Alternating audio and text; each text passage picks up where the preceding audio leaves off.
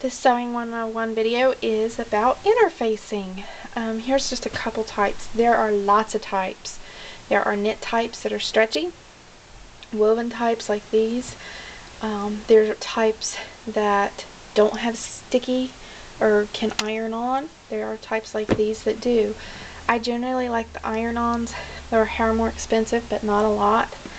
And they're a lot easier to work with. Like when you have a collar piece and you're laying it out, if you go ahead and iron it to it, it's just a lot easier to work with, less pins, and you don't have to stitch it down and just things like that. But be aware that there's various types of interfacings, and it depends on your fabric type and what pattern you're using as to what you want. Say you're doing a men's dress shirt, for your husband.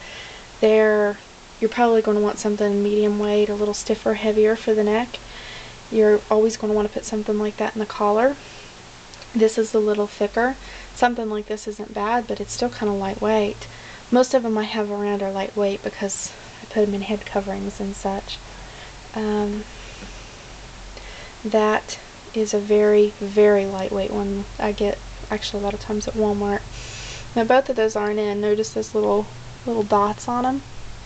That's when they heat up with the iron. They will actually stick. They become glue.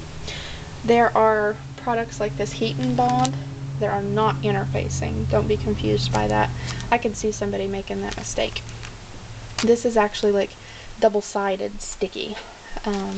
Like if you want to cover a mouse pad, you can iron this stuff first to your material. You peel off a layer, then put it down on your mouse pad, iron it to the pad, and then cut around it. Cool way to recover your mouse pad. But it is not interfacing. Just wanted to point that out. I point that out because I made that mistake once. But there are various types, and if I had to recommend one type, it's probably something like this, a medium to lightweight that's fairly decent, and that I generally recommend an iron on. If you're sewing with a knit fabric, they make knit interfacings. I generally still use a regular one, and part of the reason why is when I'm doing it, like a veil, actually, like this right here. I interface this band here, and I do it because I actually want to take out some of the stretch, because if it stretches too much, it'll slide back.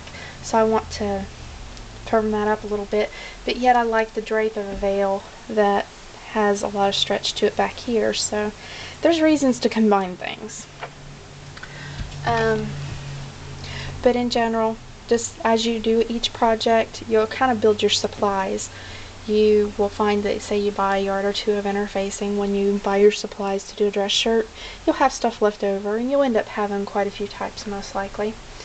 Interfacing just happens to be something I don't have a lot of types of, and I'm a little low on. But eventually you will build that up. I think, all in all, that's probably the most important thing to show you about interfacing. It may be that some people only recommend sew-in types. They're okay. I don't have a big problem with them. I just think that the iron-ons are a little bit easier and are worth the very minor price difference. Those are something that you can also, buy a big bolt of or something and use a coupon on, and you can get the entire cut a lot cheaper too if you like. Oh, ironing them on. When you go to iron them on, don't turn your iron setting up too high, because these will melt to nothing. You kind of want about a polyester setting or so. You don't want your iron very, very hot.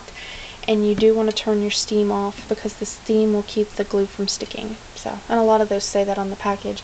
Like this Heat and Bond, same kind of thing. You can't turn it too high, and you don't want to use your steam. So, couple interfacing tips. Hopefully that helps. Blessings.